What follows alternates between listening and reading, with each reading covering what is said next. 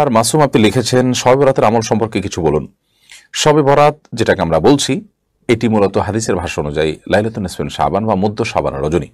মধ্য শাবান রজনী এটার ফজিলত মৌলিকভাবে প্রমাণিত আছে যে এ রাতে আল্লাহ রাব্বুল আলামিন বান্দাদেরকে সাধারণ ক্ষমা ঘোষণা করেন, যারা হিংসুক এবং যারা শিরকে লিপ্ত তারা ছাড়া। অতএব এ রাতের এটুকু ফজিলত প্রমাণিত এবং সেই ফজিলতের জন্য কেউ যদি চেষ্টা করেন, আল্লাহ ক্ষমা লাভের চেষ্টা করেন, বিশেষ করে হিংসা এবং বিদ্বেষ থেকে শির থেকে নিজেকে পরিচ্ছন্ন রাখার চেষ্টা করেন, সেটা প্রশংসনীয়।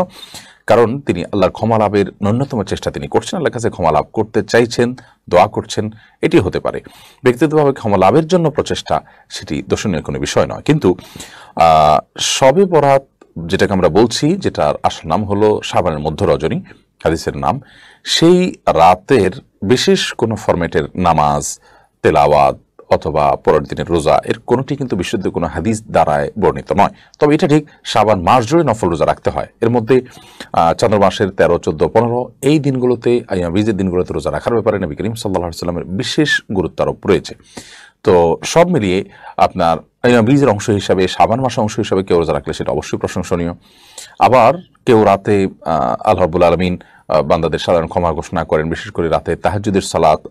শাবান মাস নবী সাল্লাল্লাহু আলাইহি ওয়াসাল্লাম বিশেষভাবে নফল রোজা রাখতেন, ইবাদতবন্দি করার চেষ্টা করতেন। সেই জায়গা থেকে বা তাহাজ্জুদের নামাজ পড়ার অভ্যাসের জায়গা থেকে তিনি যদি রাতে ইবাদতবন্দি করেন, অথবা আল্লাহর ক্ষমা লাভের চেষ্টার জায়গা থেকে তিনি আল্লাহর কাছে দোয়া করেন, অথবা ওই যে শিরক এবং হিংসা থেকে নিজেকে মুক্ত রাখেন, তো সেটি হতে পারে, সেটি জায়েজ হতে পারে। কিন্তু নবী করিম সাল্লাল্লাহু আলাইহি ওয়াসাল্লাম থেকে বিশুদ্ধভাবে আমরা যেভাবে এটাকে গুরুত্ব দিয়ে রাত জাগার গুরুত্ব আরোপ করে থাকি, এভাবে রাত্রে জাগরণ করা অথবা আপনার দিনে রোজা রাখা স্পেশালি এই কারণ দেখিয়ে, এরকমটি নবী করিম সাল্লাল্লাহু আলাইহি ওয়াসাল্লাম থেকে বিশুদ্ধ কোন হাদিস দ্বারা বর্ণিত নয়। বিষয়ে যতগুলো হাদিস আছে, অর্থাৎ এরকম যেগুলো কথা বলেছি যে দিনে রোজা রাখার কথা এবং রাতে ইবাদত করার কথা, সেগুলো হাদিসগুলো সনদের দিক থেকে দাইফ, অর্থাৎ বিশুদ্ধ সূত্রে বর্ণিত নয়। খোলাসা কথা হলো যে মধ্য শাবান রজনী ফজিলত একেবারে নেই, ব্যাপার ফুটানো ছিল, এখন ওটা কমেছে। হালুয়া রুটি খাওয়া, তারপরে আতশবাজি কমে থাকলেও এই রাত উপলক্ষে আলোকসজ্জা, তারপরে মসজিদে সমবেত হয়ে আলোচনা অনুষ্ঠান, কিংবা আপনার হিংসা এবং শির থেকে নিজেকে পরিচ্ছন্ন রাখবো এবং আল্লাহ রাব্বুল আলামিনের কাছে আমাদের মুক্তি কামনা করব, আল্লাহ তাআলা সাধারণ ক্ষমার আওতায় যেন আমাদেরকে ফেরেন, সেই দোয়া, সেই প্রচেষ্টা আমাদের থাকবে। বাস এটুকুই। এর বাইরে এই রাতকে বছরের শ্রেষ্ঠ রাত বানিয়ে ফেলা সেটা মোটেও উচিত নয়। বছরের ইবাদতের জন্য শ্রেষ্ঠ রাত হলো লাইলাতুল কদর, যেমনটি আল্লাহ তাআলা সূরা কদরের মধ্যে উল্লেখ করেছেন। শবে বরাতের নামাজ কিভাবে পড়বো, কত রাকাত পড়বো? শবে বরাতের নামাজ বলতে আলাদা করে বিশেষ সংখ্যক রাকাত এবং বিশেষ পদ্ধতির নামাজ, যেখানে নির্দিষ্ট কোনো সূরা নির্দিষ্ট সংখ্যক বার পড়তে হবে, এরকম কোনো নামাজের কথা কর্মে হাদিসে কোথাও বর্ণিত হয়নি।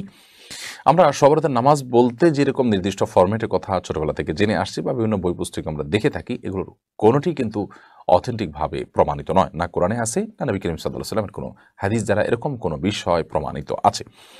আমরা মধ্য শাবানের রজনী, যেটাকে শবে বরাত বলছি, এই রাতকে কেন্দ্র করে মূলত আল্লাহ তাআলার সাধারণ ক্ষমার যে ঘোষণা আছে, আল্লাহর বান্দাদের প্রতি যে রহম করেন, তাদেরকে আল্লাহ রাব্বুল আলামিন যে মাফ করেন, সেটি পাওয়ার জন্য আমাদেরকে শিরক থেকে, হিংসা বিদ্বেষ, মানুষের পেছনে লেগে থাকা, শত্রুতা করা, এই চরিত্র থেকে আমাদের নিজেদেরকে মুক্ত করার জন্য আমাদেরকে প্রয়াস চালাতে হবে। সেটি যদি আমরা করতে পারি, সেটি হবে আল্লাহ তাআলার ক্ষমা লাভের উপযুক্ত করা নিজেকে, এবং সেটি হবে সবচেয়ে প্রয়োজনীয় কাজ।